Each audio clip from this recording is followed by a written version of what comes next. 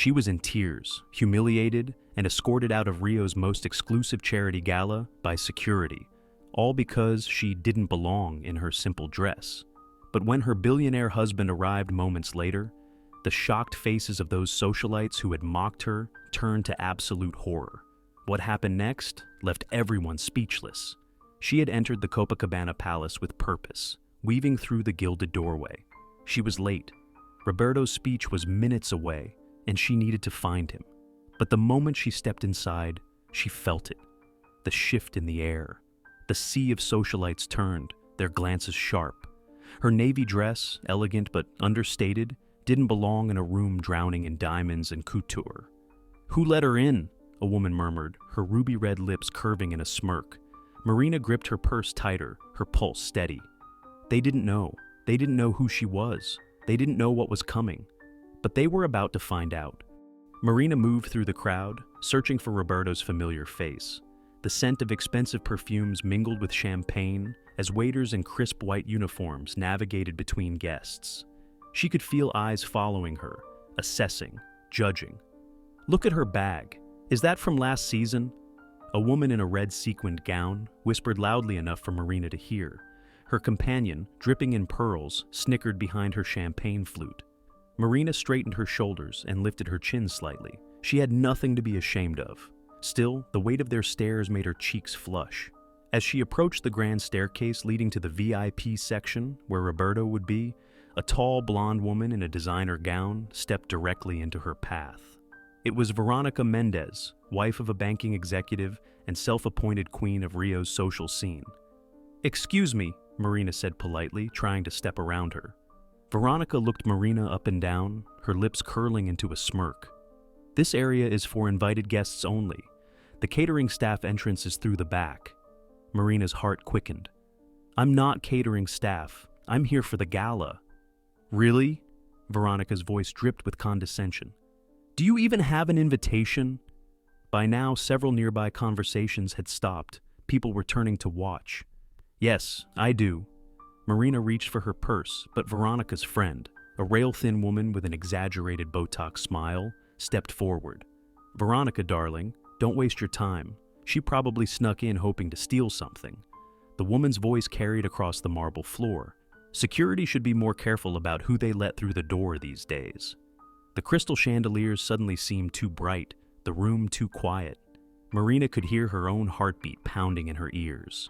"I belong here just as much as you do," Marina said firmly, though her voice wavered slightly. Veronica laughed, a sharp cutting sound. "Honey, look around. This event costs $10,000 per ticket. People like you don't belong in places like this." She gestured to Marina's simple dress. "What is that anyway? Target? Walmart?" Titters of laughter rippled through the gathering crowd. Marina felt her throat tighten. "My clothes don't define who I am," Marina managed to say.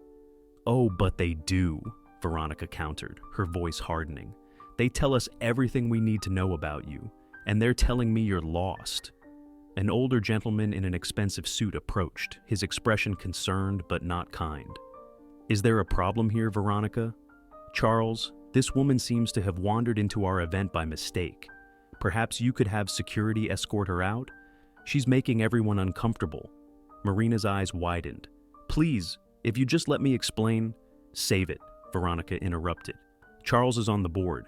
He knows everyone who should be here, and clearly you're not on that list." Charles looked at Marina with cold eyes. "Ma'am, I'm going to have to ask you to leave. This is a private function." "But my husband," Marina began. "Oh, now she has a husband who's supposedly here." Veronica laughed cruelly. "Next she'll tell us she's married to Roberto Santos himself." The crowd erupted in laughter, and Marina felt tears stinging her eyes. She hadn't wanted to play that card. Roberto always respected how she preferred to make her own way without using his name. A security guard approached, his face impassive. "Ma'am, I need to escort you out." Marina felt the room spinning around her as dozens of judgmental eyes watched her humiliation unfold. Her cheeks burned with embarrassment as the guard took her elbow. "Please," she whispered, a tear sliding down her cheek. "This is a mistake." "The only mistake was letting you through the door," Veronica said loudly. "Take her out through the service entrance. It's more appropriate." As the security guard began leading her away, Marina caught snippets of conversation. Can you believe the nerve? What was she thinking coming here dressed like that? Probably hoping to meet a rich husband. Marina's shoulders slumped as the tears flowed freely now. This was supposed to be her foundation's proudest moment, and instead, but what happened next left everyone in that ballroom completely speechless. The Grand Hall's main doors swung open with a sharp, deliberate thud. For a brief moment, the entire room froze. The clinking of silverware ceased, murmurs died mid-sentence, and every pair of eyes was magnetically drawn to the man who had just entered, Roberto Santos. His black tailored suit fit like it had been sculpted onto him, every detail radiating an untouchable sophistication. He didn't rush. He didn't need to. The world adjusted to his pace. His dark eyes swept across the room with razor-sharp focus, and within seconds, they locked onto Marina. She stood there in the center of the Grand Hall, still restrained by security. Silent tears streaked her face, but her posture remained upright, unwavering. Roberto's gaze hardened. A collective breath caught in the throats of the onlookers. The first to react was the security guard, who released Marina as if he had just grabbed a live wire. The air in the room shifted. Unease spread like wildfire. The more perceptive guests could already feel it. Something was about to explode. Veronica instinctively took a step back. Charles cleared his throat, desperate to maintain composure, but the sheen of sweat on his brow betrayed him. Roberto didn't need to raise his voice. Instead, he calmly adjusted his cuffs, his movements slow, measured, lethal in their restraint. Then, at last, he spoke, low, controlled, sharp as broken glass. Would someone like to explain to me what the hell is going on here? The weight in his voice sent a ripple through the room. Veronica's lips parted, but no words came. Marina, still stunned, watched as the color drained from the faces around her. And then, Roberto took a step forward. Roberto's footsteps echoed across the marble floor as he approached. The guests parted like the Red Sea, cocktail glasses frozen mid-air. Even the music seemed to fade as he moved toward Marina, with measured strides. Veronica forced a smile, her voice suddenly syrupy. Roberto, what a pleasant surprise. We were just humiliating my wife? His words sliced through her facade. The room collectively gasped. Charles went pale.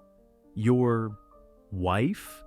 Roberto reached Marina, gently wiping a tear from her cheek before turning to face her tormentors. Yes, Charles. My wife, Marina Santos, the very woman whose education foundation is receiving the honor tonight. Veronica's champagne glass slipped from her fingers, shattering across the floor. The sound punctuated the revelation like an exclamation point. But that's impossible, she stammered. She can't be the founder and CEO of Esperanza Educational Network. Roberto's voice carried throughout the ballroom. The woman who has built schools in 27 favelas, the philanthropist who just secured a $50 million grant from the United Nations, that Marina Santos. His eyes narrowed. Yes, she is. Whispers erupted across the room. Phones appeared as guests began recording the spectacle unfolding before them. Roberto wasn't finished. He turned to address the crowd. My wife doesn't wear designer labels because she's busy spending that money building computer labs for children who've never touched a keyboard. She doesn't drip in diamonds because she'd rather fund scholarships for girls who would otherwise never attend high school. Charles attempted to interject. Roberto, there's been a misunderstanding. The only misunderstanding, Roberto cut him off, is thinking the worth of a person is measured by their appearance, an error this board seems particularly prone to making. The event coordinator hurried forward, her face ashen. Mr. Santos, please accept our deepest apologies. We had no idea. That's the point, isn't it? Roberto's gaze returned to Veronica and her friend, who were now shrinking back. You had no idea that the woman you called lost actually owns this hotel? The revelation struck like lightning. Several board members audibly gasped. That's right, Roberto continued. Marina and I purchased the Copacabana Palace last year. We considered it an appropriate venue for her foundation's work, though now I'm questioning whether certain board members align with our values. Charles wiped sweat from his brow.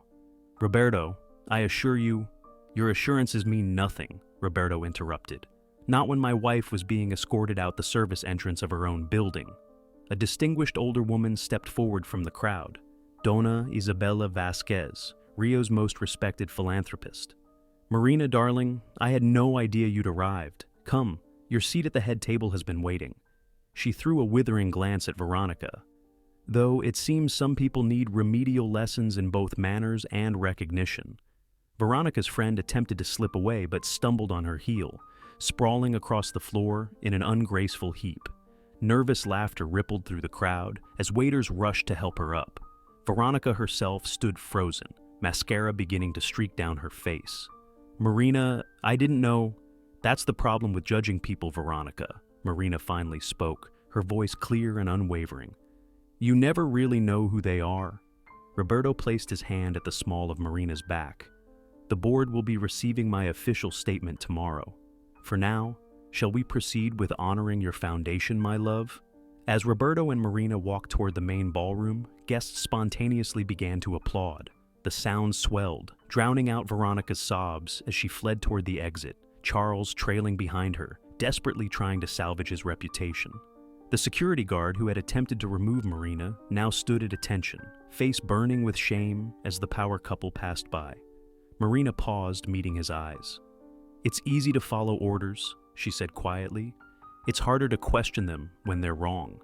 With that, Roberto and Marina entered the grand ballroom to thunderous applause, leaving the wreckage of prejudice and assumptions scattered like broken glass behind them. In the weeks following that fateful evening, a fundamental shift occurred in Rio's social circles. The incident at the Copacabana Palace resonated far beyond those marble halls. Major newspapers published extensive articles about prejudice and appearances, using what happened as a case study that reminded many readers of similar situations in their own communities. Marina observed this transformation with serenity from her office while reviewing her foundation's new projects. Through the window, she could see children playing in the new community center. Her response to the scandal had not been revenge, but more meaningful work. "Ma'am, you have a visitor," her assistant announced. Veronica entered, almost unrecognizable without her usual excess of jewelry. Her eyes, once haughty, now studied the floor like a child caught misbehaving. "I've come to volunteer," she said with a trembling voice. "If you'll accept me?" Marina studied her for a moment, reminded of how her own mother had always taught her that true grace meant offering second chances. Volunteers start at 7 in the morning, serving breakfast to the students. Veronica nodded, grateful for the absence of further humiliation. Meanwhile, the Copacabana Palace Board was signing a new code of conduct, prohibiting discrimination based on appearance.